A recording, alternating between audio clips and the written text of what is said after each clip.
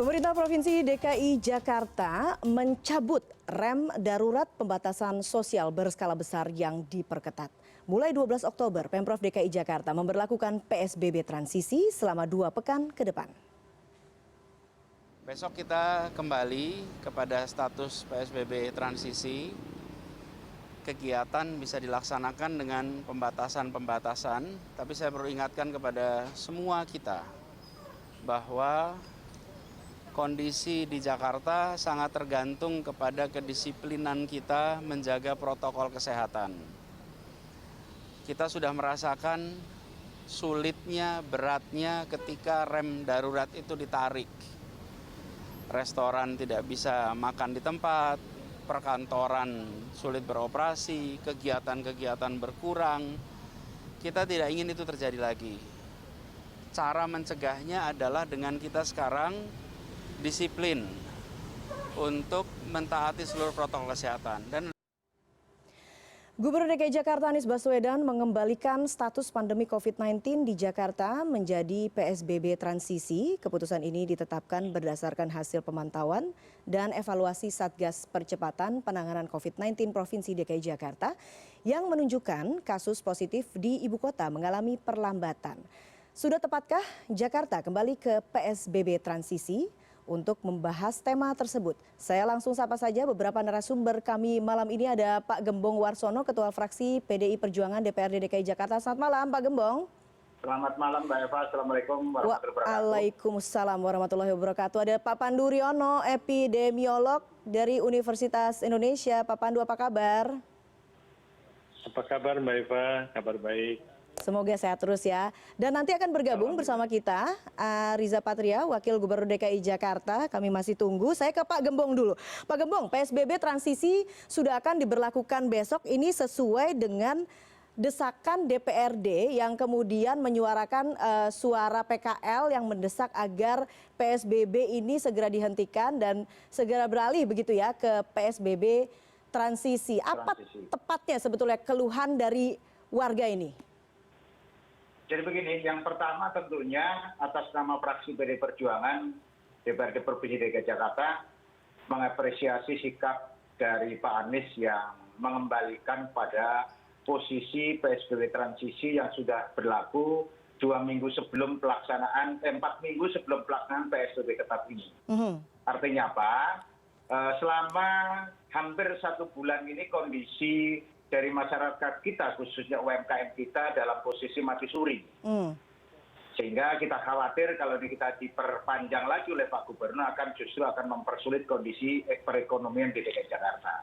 Itulah latar belakang yang melatar belakangi sikap dari fraksi PDI Perjuangan untuk mendesak Pak Gubernur DKI Jakarta untuk bisa mengembalikan pada posisi PSBB transisi sebagaimana yang kemarin sempat diberlakukan di DKI Jakarta. Seperti itu Mbak. Oke, jadi alasan utamanya adalah alasan faktor ekonomi begitu ya Pak Gembong. Kalau kemudian dilihat dari faktor kesehatan apakah juga menjadi pertimbangan bagi DPRD?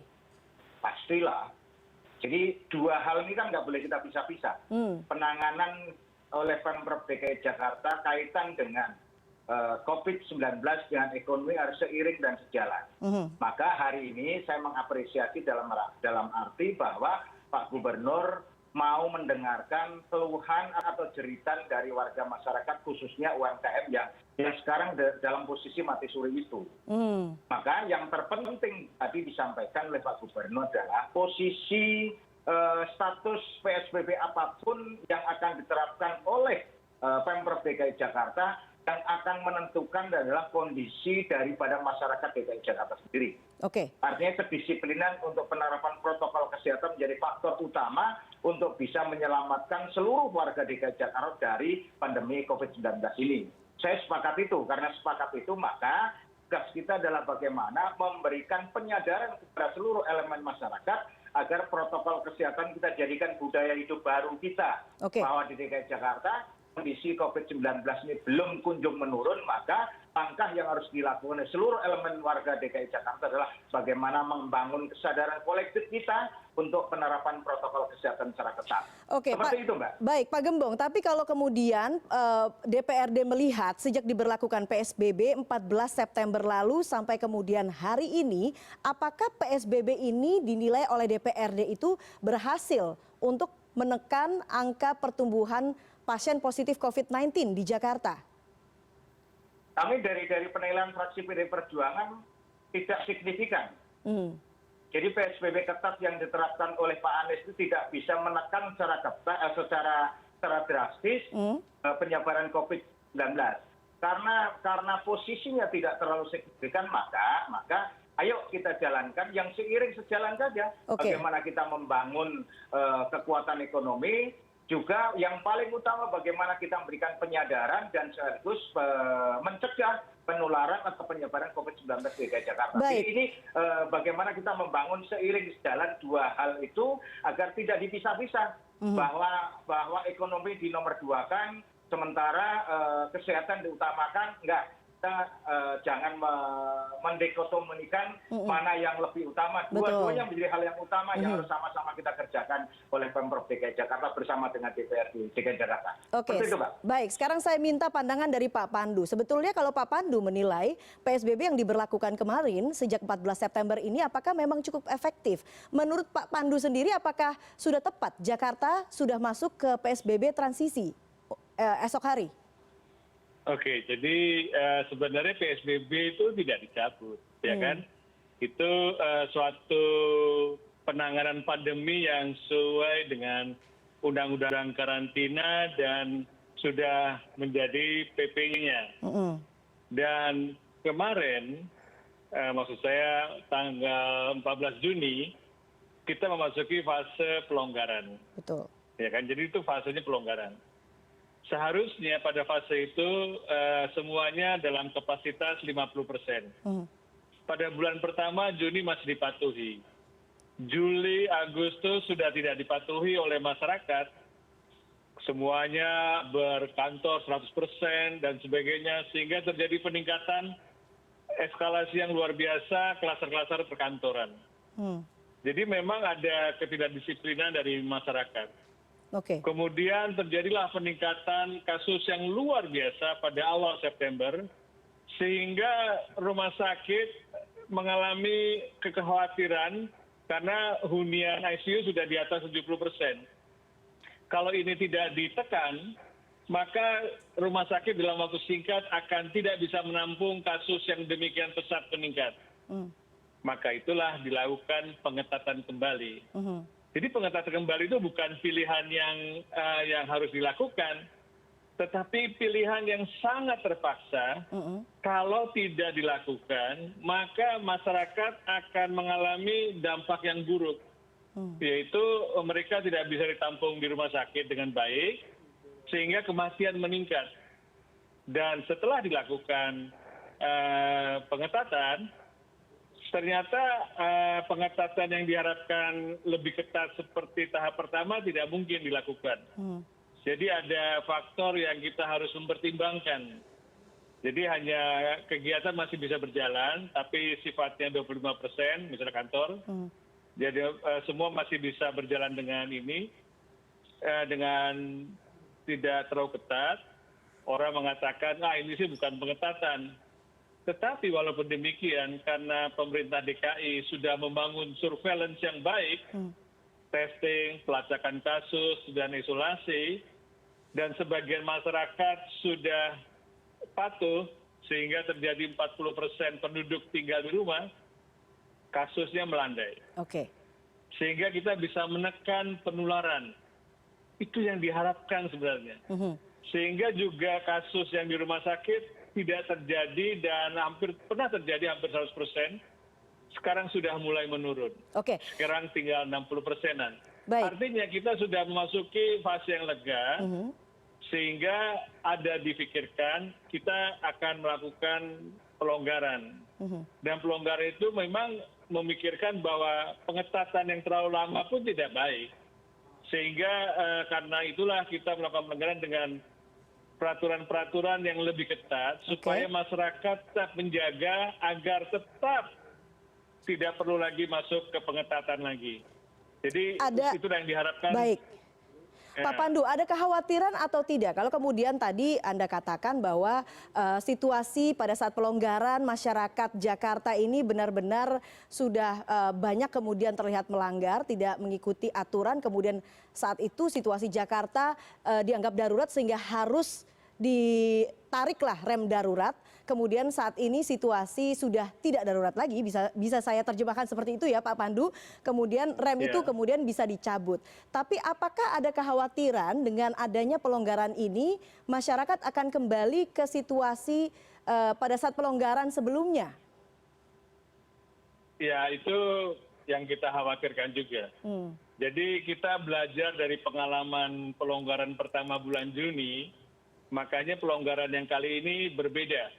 Kita melakukan pengetatan-pengetatan supaya masyarakat betul-betul terlibat untuk menjaga supaya kita tidak masuk lagi pada masa pengetatan.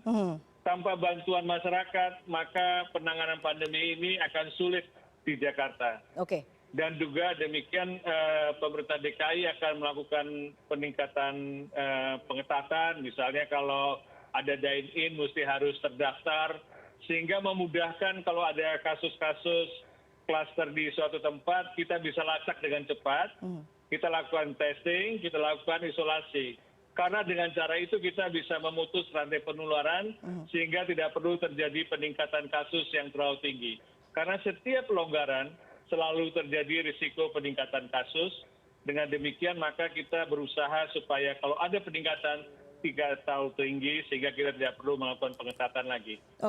Oke, adanya resiko peningkatan kasus dan bagaimana kemudian membuat masyarakat untuk menjaga, kalaupun ada pelonggaran, tapi mereka tetap menjaga bahwa ini masih situasi pandemi dan masih dalam rangka PSBB. Saya ingin tanyakan ke Pak Gembong, tapi setelah jeda berikut ini tetap bersama kami di CNN Indonesia Prime News.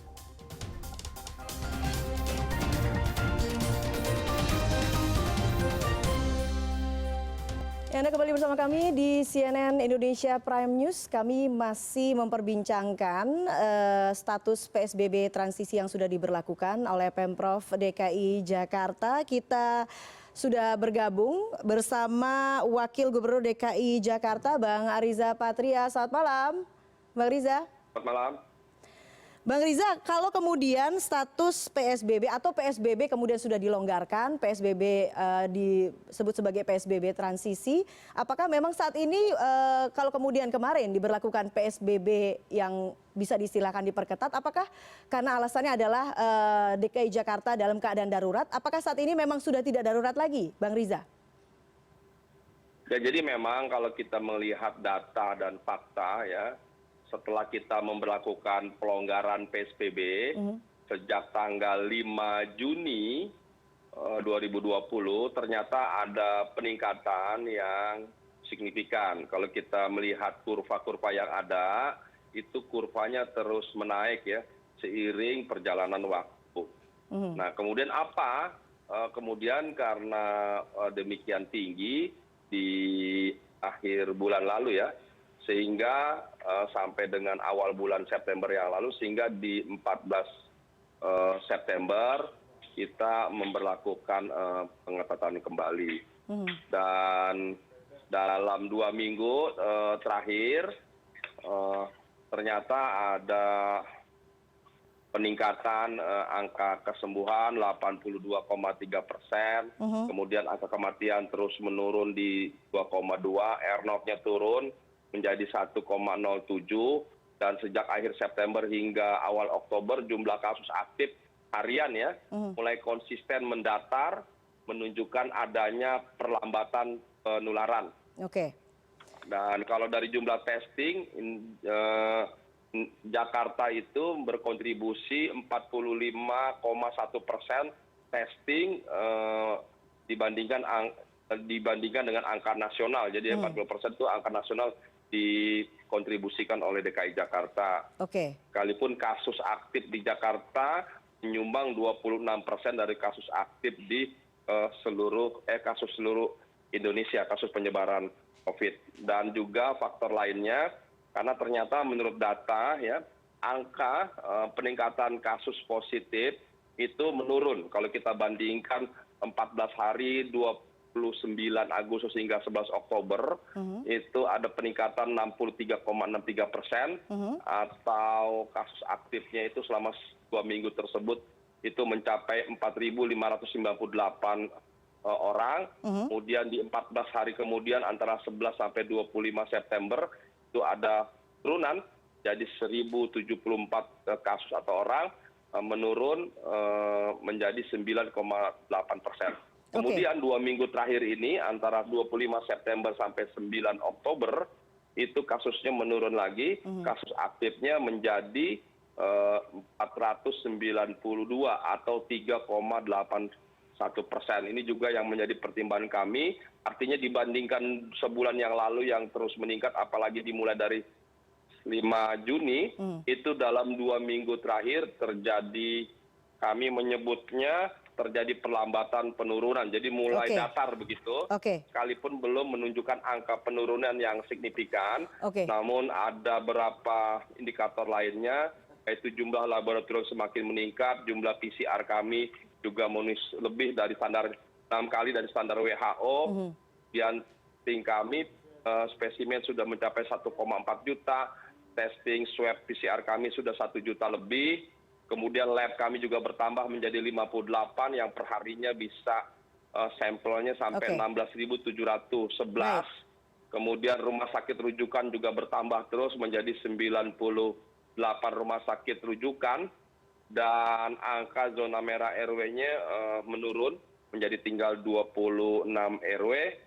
Di samping itu juga tenaga kesehatan kami bertambah menjadi 40.059 orang ya. Baik, artinya termasuk sejumlah tenaga indikator profesional sebanyak 740. Jadi angka-angka membaik, sekalipun memang harus diakui angka penurunannya masih tinggi, rata-rata antara 800 sampai 1.000 lebih dalam 2 minggu terakhir, tapi juga ini seiring dengan banyaknya testing yang sudah mencapai 6.000, 7.000, bahkan sampai 9.000 per harinya, dan testing spesimen kita sudah mencapai juga 11.000 per hari. Oke, artinya sejumlah indikator memang menunjukkan bahwa kondisi peningkatan kasus COVID-19 di Jakarta ini mengalami perlambatan dan juga situasi sudah tidak sedarurat sebelumnya begitu ya Bang Riza. Saya tadi sudah memulai diskusi ini bersama Pak Gembong dan juga Pak Pandu. Salah satu hal yang kemudian dikhawatirkan pada saat adanya pelonggaran adalah masyarakat yang kemudian tidak menjaga situasi dan adanya risiko peningkatan kasus positif COVID-19 seperti yang kemudian terjadi pada saat pelonggaran pertama, Mbak Riza. Pada saat pemberlakuan PSBB transisi kali ini, apakah kemudian ada aturan baru yang nantinya menjamin agar masyarakat lebih menjaga situasi PSBB transisi kali ini? Ya, jadi memang sebagaimana kita sudah memulai pengawasan, pantauan, dan operasi justisi yang melibatkan hampir 20.000 personil ya, TNI, Polri, PNS, Satpol PP, dari Disub, Disnaker, Dinkes, dan semuanya termasuk orang-orang yang kami libatkan, berhasil meningkatkan disiplin daripada masyarakat pengguna masker, menjaga jarak, dan lain-lainnya termasuk disiplin 3M, mencuci tangan dan menjaga jarak. Kemudian yang kedua ini akan kami teruskan seiring juga Pergub 79 tentang denda progresif juga kami akan terus tingkatkan.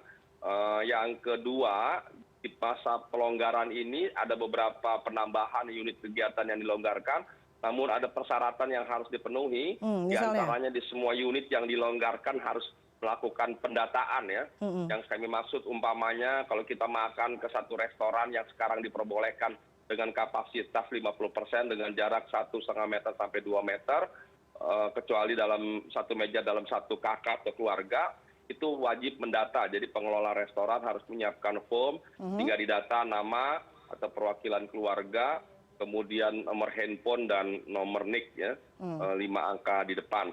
Tujuannya tidak lain adalah kita memastikan kalau apabila ternyata dalam restoran tersebut ada yang 1-2 terpapar, hingga memudahkan kita untuk melakukan tracing, testing, melakukan kontak tracing atau pelacakan. Begitu juga di bioskop yang kami buka, sekalipun baru 25% dengan pengetatan, tidak boleh ada makan di tempat dan sebagainya. Makan tidak boleh dilakukan prasmanan, termasuk ada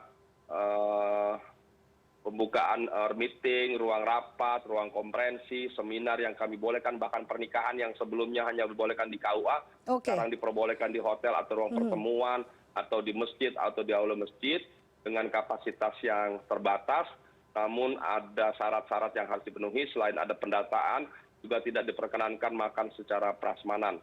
Kemudian yang lain juga yang penting, yang harus menjadi perhatian kita, sekali lagi, sebagaimana sering disampaikan Pak Gubernur, sekalipun kita melakukan pelonggaran, itu artinya apa? Apabila ada pelonggaran, maka potensi orang keluar bertambah, potensi interaksi bertambah, potensi kerumunan juga bertambah, itu artinya potensi penularan juga sangat mungkin bertambah. Untuk itu, sekali lagi, kami minta kepada masyarakat untuk tetap berada di rumah, kecuali hal yang sangat penting. Terlebih bagi anak-anak di bawah umur 9 tahun dan orang tua di atas 60 tahun. Kegiatan lainnya tetap kami minta, sekalipun diperbolehkan beribadah di masjid, di tempat ibadah lainnya, kami minta lebih baik beribadah di rumah. Begitu juga bekerja jauh mungkin, sekalipun ada pelonggaran sampai 50%, kami minta tetap sedapat mungkin diatur jadwal kerja, shift kerja, dan bekerja secara baik di rumah jauh lebih baik. Begitu juga sektor pendidikan, sampai hari ini memang kami tidak berlakukan tatap muka, hanya diperbolehkan secara daring atau virtual. Jadi itulah beberapa kebijakan yang kami ambil. Kami ingatkan kepada masyarakat, kalau kami mengambil bijak pelonggaran harus diikuti dengan disiplin yang sangat ketat. Kalau tidak, dengan terpaksa, mohon maaf, 2 minggu ke depan bisa saja kami nanti akan mengembalikan lagi pada PSBB yang lebih ketat.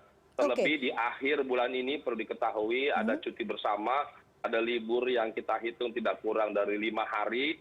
Ini juga sangat rawan, maka kami minta sejak sekarang untuk dikurangi, dihindari, atau dibatalkan, diurunkan niat libur panjang.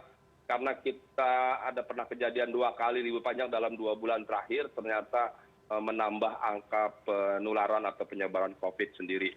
Jadi sekali lagi, semua kita minta harus patuh, taat, dan disiplin. Oke, Bang Riza, mungkin adanya pengumuman PSBB kali ini agak berbeda ya dengan sebelumnya karena tidak ada konferensi pers gitu yang disampaikan di Balai Kota, sehingga untuk detailnya itu sendiri masih belum diperoleh oleh media, dan saya baru menangkap artinya pelonggaran yang diberlakukan saat ini jauh lebih longgar dibandingkan sebelumnya. Karena kalau tadi penjabaran dari Bang Riza katakan bioskop sudah mulai dibuka, pernikahan boleh dilakukan, kemudian beribadah juga boleh. Seberapa besar sebetulnya pelonggaran yang akan terjadi mulai besok ini? Yang pertama perlu kami sampaikan bahwa rilis tentang semua sektor yang dibuka, presentasi apa yang boleh, apa yang tidak boleh, dasar dan lain sebagainya, rujukan hukum, nomor pergubnya dan sebagainya sudah kami umumkan dan kami rilis ya. Harusnya teman-teman media sudah mendapat, beberapa media sudah dapat, dan di situ sangat jelas dan sangat detail tentang pengaturan. Umpamanya bioskop memang diperkenankan hanya 20%, tapi harus dibeli secara online, tidak boleh ada kontak fisik. Kemudian selain 20%, petugas harus menggunakan masker, face shield, kemudian sarung tangan, makan hanya boleh tidak boleh prasmanan dan sebagainya. Kemudian juga dilakukan disinfektan, pembersihan, kemudian tempat-tempatnya diatur dan pengajuan yang ketat. Kemudian juga pernikahan memang diperbolehkan yang sebelumnya hanya di KUA, tapi dengan tempat yang sangat terbatas dengan persyaratan yang sangat ketat, diantaranya tidak boleh ada makan prasmanan dan lain-lain. Memang ada pembukaan tempat wisata seperti Ancol yang sempat 2 minggu kemarin kita tutup, kita buka kembali untuk kapasitas hanya 20%, Taman Mini, Ragunan, apalagi Ancol dan lain-lain. Begitu juga tempat-tempat olahraga air di luar atau di pulau diperbolehkan dengan kapasitas terbatas. Perkantoran juga kami buka seperti sebelumnya dengan kapasitas terbatas. Jadi perlu diikuti dengan peningkatan pengawasan dan satgas di internal unit kegiatan. Seperti biasa kami tetap memberlakukan di semua unit kegiatan harus ada satgas atau PIC atau kader COVID. Bahkan sampai di tiap rumah kami minta agar setiap rumah memiliki 1 orang setidaknya sebagai kader COVID yang perpanjangan tangan dari kita semua yang hari-harinya melaporkan ke RT-RT setempat. Jadi Pak RT, Pak RW di seluruh wilayah Jakarta itu memiliki grup-grup RW masing-masing di RT masing-masing dengan warga berinteraksi untuk memastikan semua kita yang di rumah ini selalu patuh dan taat protokol COVID dan menyampaikan semua perkembangan. Oke, oke. Sekarang saya ke Pak Gembong. Pak Gembong, saya yakin sudah menerima begitu ya aturan PSBB transisi yang baru ini. Sudah, Mbak, sudah. Oke, silakan dikomentari. Bagaimana kemudian dengan aturan PSBB yang baru ini yang mungkin lebih longgar jika dibandingkan dengan pelonggaran PSBB sebelumnya dan membuat masyarakat memang betul-betul menjaga karena kan kalau kemudian dibandingkan dengan PSBB yang dilonggarkan sebelumnya masih banyak masyarakat yang kemudian melanggar. Bagaimana kemudian dengan PSBB yang lebih longgar seperti saat ini, Pak Gembong? Yang pertama adalah dari isi pergub itu ujungnya nanti adalah bagaimana Pemprov mampu secara ketat melakukan pengawasan di lapangan. Artinya pergub ini ketika ini diterapkan dengan rigid di lapangan, dengan melalui pengawasan yang ketat, maka insya Allah apa yang tadi disampaikan oleh Pak Wagub tadi bisa disampaikan. Itu yang pertama. Yang kedua, saya yang paling tertarik itu adalah tadi disampaikan oleh Pak Wagub bagaimana Pemprov mampu membangun keterlibatan secara aktif unsur masyarakat. Sebab mungkin hanya kita sendiri, hanya Pemprov sendiri bisa mencegah ini tanpa ada keterlibatan yang aktif dari unsur masyarakat. Maka tadi sampaikan oleh Pak Wagub, unsur RT RW adalah tokoh di lingkungan yang notabene itu jadi teladan di lingkungan masing-masing. Maka kalau Pemprov mampu menggerakkan ini secara masif, apa yang tadi disampaikan oleh Pak Wagub, insya Allah kita sama-sama bisa menekan penyebaran COVID-19 pada fase kedua nanti dengan sebaik-baiknya. Saya kira ini adalah langkah yang baik dalam rangka untuk membangun keterlibatan semua elemen masyarakat. Bukan hanya kita bebankan para Pemprov tok, namun juga masyarakat harus berperan aktif membangun kesadaran kolektif itu. Itu yang paling penting. Kalau ini kita jadikan gerakan atau kita jadikan budaya baru bagi warga ibu kota, maka insya Allah lah apa yang menjadi kekhawatiran Pak Pandu tadi bisa kita atasi bersama-sama. Saya kira seperti itu, Mbak. Oke, bagaimana kemudian kita nanti bisa melibatkan masyarakat? Apakah kemudian harus dilakukan secara berdasarkan aturan tertentu, haruskah diatur atau bagaimana kemudian membuat masyarakat secara sukarela untuk terlibat dalam pencegahan penularan COVID-19? Saya ingin minta komentar Pak Pandu, tapi kita harus jeda dulu. Kita akan kembali sesaat lagi. CNN Indonesia Prime News segera kembali.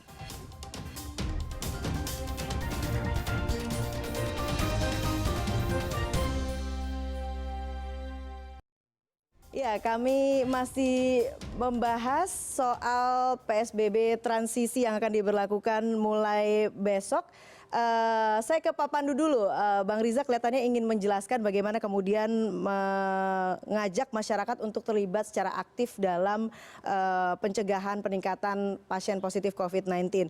Pak Pandu, bagaimana kemudian caranya untuk membuat masyarakat itu ikut aktif terlibat dan sama-sama memerangi COVID-19 ini, bahwa kemudian khawatir, waspada, betul, tapi kemudian sama-sama ikut berjuang begitu ya dengan pemerintah dan berbagai lembaga lainnya. Kalau kemudian tadi Bang Riza, Pak Wagub mengatakan menugaskan satu orang di tiap rumah untuk menjadi Satgas COVID, apakah itu juga bisa menjadi salah satu solusi?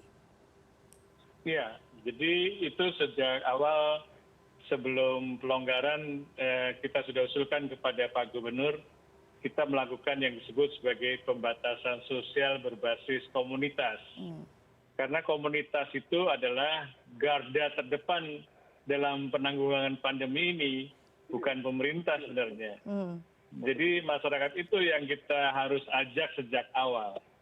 Nah, dengan berbasis komunitas, maka kita bisa identifikasi komunitas tempat tinggal, misalnya RT, RW, ya, komunitas tempat kerja itu misalnya kantor, pasar, pabrik, dan banyak tempat-tempat kerja yang ada di DKI.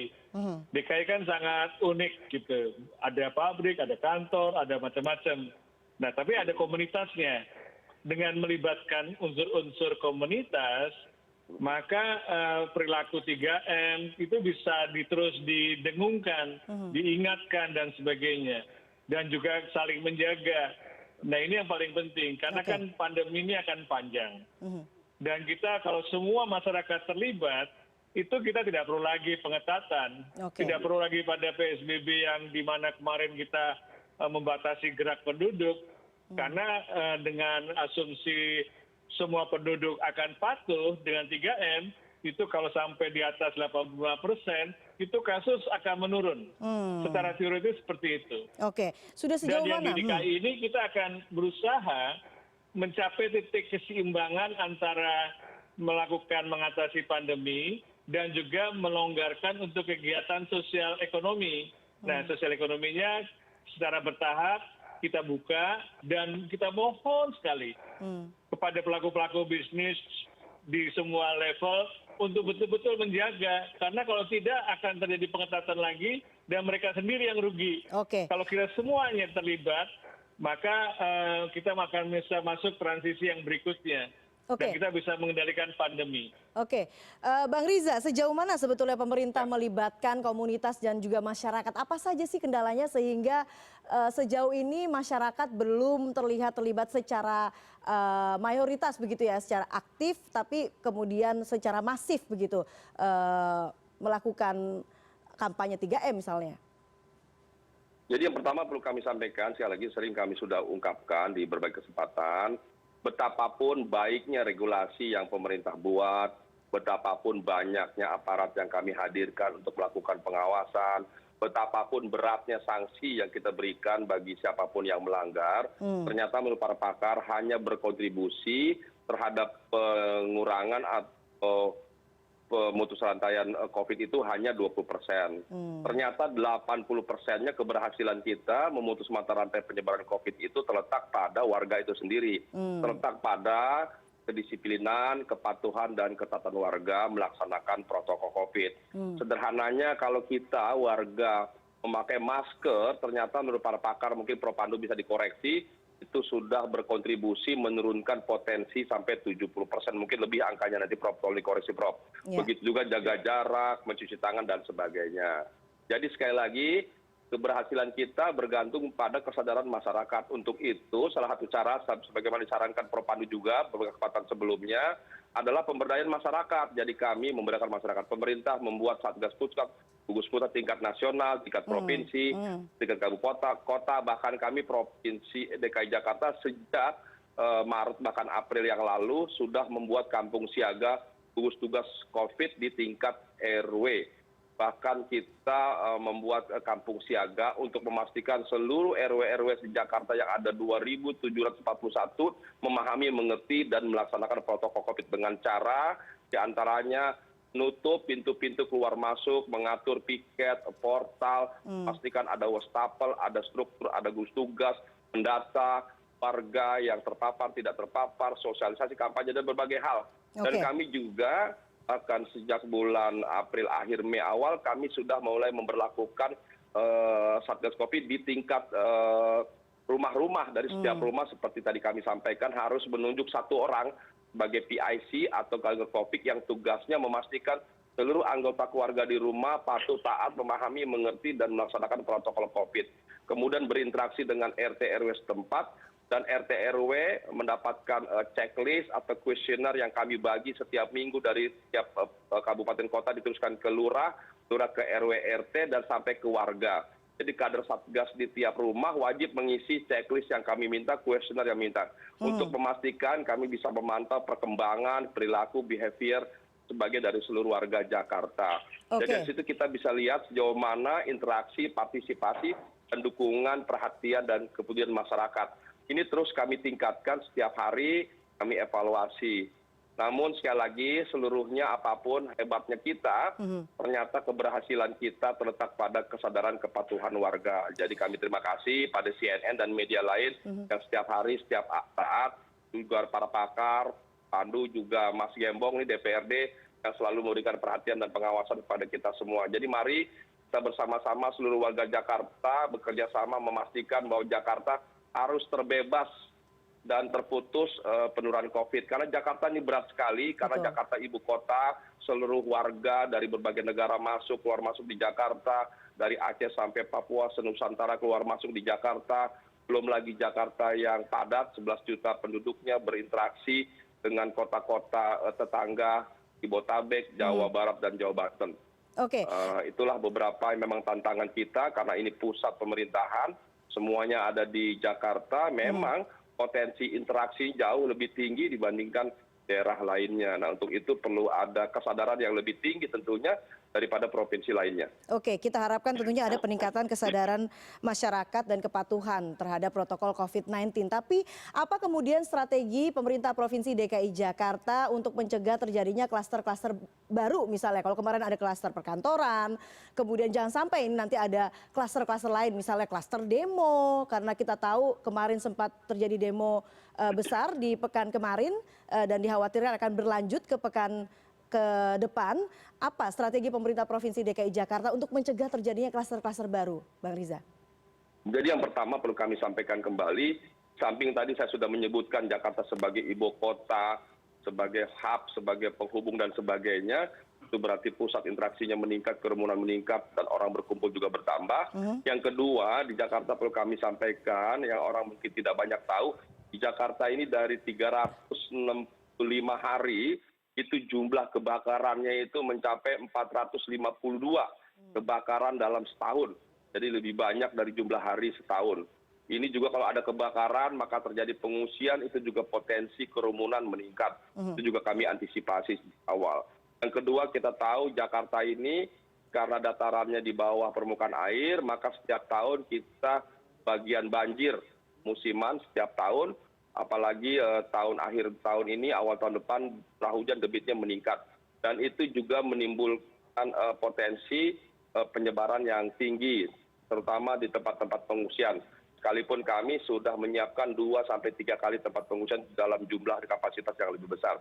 Yang keempat, karena Jakarta sebagai ibu kota, kita tahu beberapa hari lalu ada demo, bahkan kami dengar beberapa hari kemudian akan ada demo. Ini juga yang kami khawatirkan terjadi kerumunan dan potensi lainnya. Jadi sekali lagi Jakarta memang penuh dengan tantangan yang luar biasa. Untuk itu perlu ada leadership yang kuat, manajemen yang baik. Tapi sekali lagi semuanya seperti yang sampai Mas Gembong adalah yang paling penting adalah partisipasi dan pemberdayaan dari seluruh warga Jakarta. Untuk itu kami atas nama Pemprov DKI Jakarta berkali-kali mengajak seluruh masyarakat untuk aktif. Sekalipun kami sudah membuat berbagai panduan, aturan, termasuk di kantor-kantor kami minta membuat satgas, gugus tugas, dan melaporkan, dan sebagainya, maka keterbatasan aparat kami itu tidak cukup mengawasi 11 juta penduduk. Untuk itu kami minta seluruh warga Jakarta atau siapapun yang ada di Jakarta untuk menjadi mata, telinga, perpanjangan kita semua untuk membantu mengawasi warga. Kalau di Jakarta ditemukan ada warga yang tidak menggunakan masker, kerumunan, tidak jaga jarak dengan bijak dan baik, mari kita ingatkan, kita tegur, kita minta untuk patuh pada protokol. Itu juga di restoran, di tempat-tempat pertemuan lainnya, termasuk di kantor kita sendiri juga, kalau ada yang tidak memenuhi, mari kita sampaikan. Jadi memang harus ada keberpihakan dari kita untuk patuh dan taat. Jadi kita harus rubah mindset cara berpikir kita. Kalau dulu orang menggunakan masker aneh, sekarang sebaliknya, kalau ada orang tidak menggunakan masker itu sesuatu yang aneh. Mari kita pastikan semuanya patuh, melaksanakan protokol 3M sebagaimana yang disampaikan oleh Prof. Pandu. Baik, semoga seluruh masyarakat ya, khususnya warga Jakarta bisa menjadi relawan COVID begitu ya, sehingga kita semua sama-sama bisa meredam penyebaran COVID-19 di tanah air. Terima kasih sekali lagi Wakil Gubernur DKI Jakarta Ariza Patria, ada Ketua Fraksi PDI Perjuangan DPRD DKI Jakarta Pak Gembong, dan juga Pak Pandu, epidemiolog dari Universitas Indonesia. Selamat malam Bapak-Bapak. Malam. Indonesia memiliki potensi besar mengatasi krisis pangan dunia lewat tanaman sagu. CNN Indonesia Prime News segera kembali.